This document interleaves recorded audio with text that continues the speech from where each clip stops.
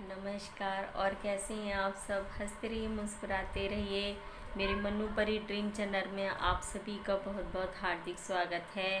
और ढेर सारी बधाइयाँ आपको पहले एडवांस में 25 तारीख की। जी हाँ, कल 25 अक्टूबर भी है, संडे भी है, दशहरा भी है।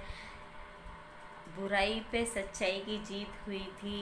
यही सिखाता है हमें दशहरा, कि कभी भी इंसान को नहीं सोचना चाहिए कि अहंकार, घमंड, ईगो या किसी भी तरीके का स्वार्थ कभी भी इंसान को, कहते हैं इंसान कितना भी आगे क्यों ना बढ़ जाए, कितना भी पैसा क्यों ना कमा ले, लेकिन रहना तो इस धरती पे ही है और जाना भी एक दिन इसी मिट्टी में ही है।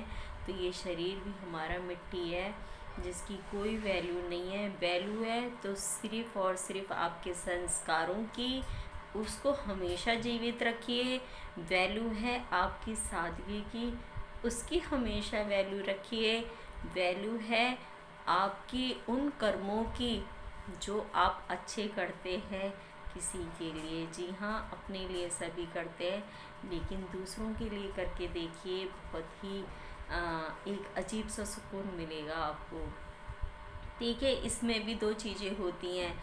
एक करता है जब जब उसके पास में होता है, ठीक है, लेकिन एक का दिल ही ऐसा होता है कि उसके पास कुछ नहीं भी होता ना, तब भी उसकी आदत बनी रहती है कि अपने हिस्से का भी ना, अगर उसके पास आधी रोटी है खाने को और उसके सामने कोई उसी टाइम भूखा आ गया, तो वो नहीं सोचेगा कि मैं कितना भूखा हूँ, मैंने कितने दिन से नहीं खाया।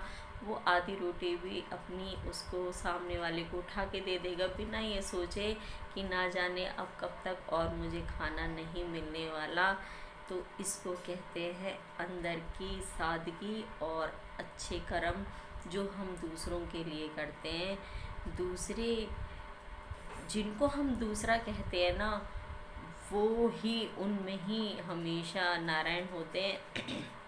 नारायण सभी के लिए होते हैं। आज का हमारा विषय जो जो टॉपिक ही है हमारा, कि भगवान किसने देखे हैं। जी हाँ, आज का हमारा विषय यही है कि भगवान किसने देखे हैं। भगवान, अगर आप अपनी अंतर आत्मा की आंखें खोल लेना, तो आपको हर किसी के अंदर भगवान दिखाई देंगे। विश्वास मानिए आप मेरा इस बात का। हर उस सच्चे इंसान, उस अच्छे इंसान के अंदर आपको भगवान दिखाई देंगे, जो कभी किसी का बुरा नहीं चाहता।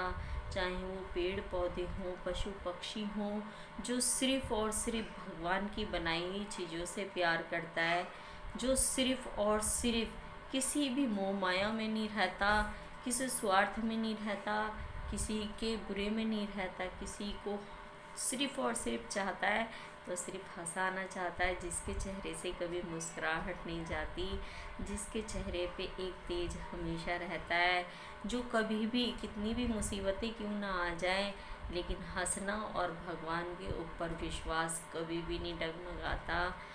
तो आपको क्या लगता है कि वो इंसान कोई नॉर्मल इंसान होता है? नहीं, उसके अंदर स्वयं भगवान का वासा होता है, और हमेशा हर इंसान के ऊपर भगवान का वासा होता है।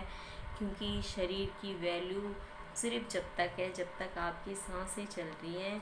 तो मैं आज आपको बताती हूँ कि बहुत से मैंने लोगों के मुँह से ये सुना कि भगवान किसने देखे हैं। देखिए, भगवान तो स्वयं आपके अंदर, कण कण के अंदर रहते हैं, लेकिन सिर्फ और सिर्फ मानिए नहीं मानिए, इसकी आपको पूरी आज़ादी है। क्योंकि ऊपर वाला तो हमेशा देख के मुस्कुराता रहता है, चाहे उसके बच्चे नालायकपना करें और चाहे कितना भी अच्छा काम क्यों ना कर दें, उसके लिए दोनों बराबर हैं।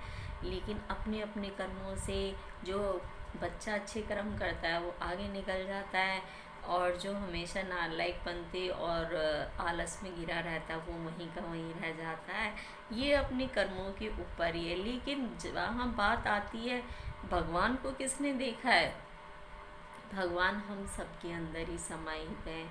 और जब भी आपको कोई ऐसा इंसान मिले ना, जिसके अंदर कोई स्वार्थ ना हो। जो भी अभी मैंने सब चीज़ें आपको गिनवाई, अगर जिसके अंदर भी आपको ये सब गुण मिले ना, जो अपनी ज़िंदगी को रोके काट ले लेकिन किसी और को तकलीफ़ ना दे, तो समझ लेना जो इंसान दूसरों की खुशियों के लिए खुद अपने आप को अकेला कर ले लेकिन सबकी खुशियों की खातिर वो उनकी लाइफ में से दूर हो जाए, तो समझ लेना कि बस भगवान ऐसे ही इंसान के अंदर आपको मिलते हैं।